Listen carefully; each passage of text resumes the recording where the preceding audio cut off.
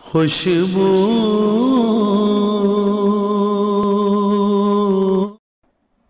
بسم اللہ الرحمن الرحیم الصلاۃ والسلام علیک یا رسول اللہ وعلی آلک واصحابک یا حبیب اللہ۔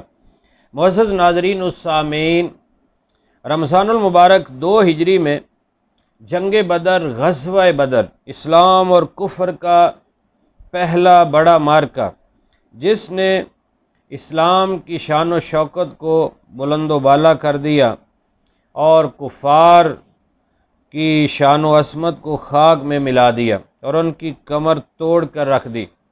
رمضان المبارک کے مہینے میں 2 ہجری 12 رمضان کو سرکار دو عالم صلی اللہ علیہ وسلم اپنے جانثاروں کے ساتھ میدان بدر کی طرف تشریف لائے۔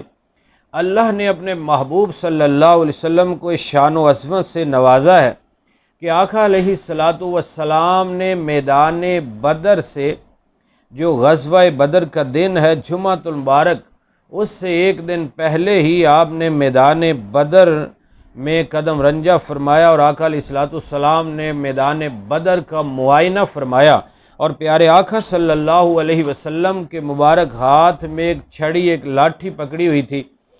آقا علیہ الصلاۃ والسلام نے میدان بدر میں نشان لگائے کہ یہاں عتبہ مرے گا، یہاں شیبہ مرے گا، یہاں ولید مرے گا، یہاں ابو جہل مرے گا۔ ان کافروں کے نام لے کر نشانات لگا دیے۔ راوی کہتے ہیں کہ اگلے دن ہم نے دیکھا، خدا کی قسم، ایک بالشت، ایک گٹھ بھی کوئی آگے پیچھے نہیں ہوا۔ جس جگہ اللہ کے پیارے محبوب نے نشان لگائے تھے وہیں مرے اور ان کی لاشیں وہیں گریں۔ کیا شان ہے پیارے محبوب کی کہ کل کیا ہوگا یہ تو اللہ جانتا ہے، کون جیتے گا، کون شکست کھائے گا یہ اللہ جانتا ہے، کون کب مرے گا، کہاں مرے گا یہ تو اللہ جانتا ہے۔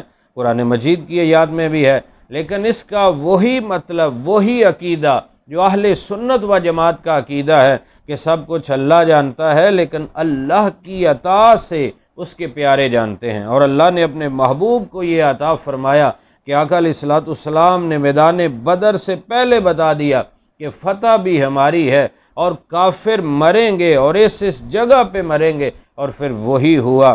اول و آخر سب کو جانے، دیکھے بعید و قریب، غیب کی خبریں دینے والا وہ اللہ کا حبیب، بریلی کے تاجدار، عاشقوں کے امام، اعلیٰ حضرت امام احمد رضا خان، آپ فرماتے ہیں سر عرش ہے تیری گزر، دل فرش پہ ہے تیری نظر، ملکوت و ملک میں کوئی شے نہیں وہ جو تجھ پہ عیاں نہیں۔ پیارے حبیب صلی اللہ علیہ وسلم اللہ کی عطا سے جانتے ہیں۔ اور یہ جو حدیث ابھی ہم نے سنی ہے، یہ سیاستہ کی بہت ہی پیاری کتاب بخاری شریف کے بعد جس کا نمبر ہے مسلم شریف کے اندر ہے۔ اللہ رب العزت ہمیں عقیدہ اہل سنت و جماعت کو سمجھنے، اس پر کاربند رہنے اور پیارے حبیب صلی اللہ علیہ وسلم کی شان و عظمت کو سمجھتے ہوئے آپ کی ہر سنت پر عمل پیرا ہونے کا جذبہ نصیب فرمائے۔ آمین بجاہ النبی الامین صلی اللہ علیہ وسلم۔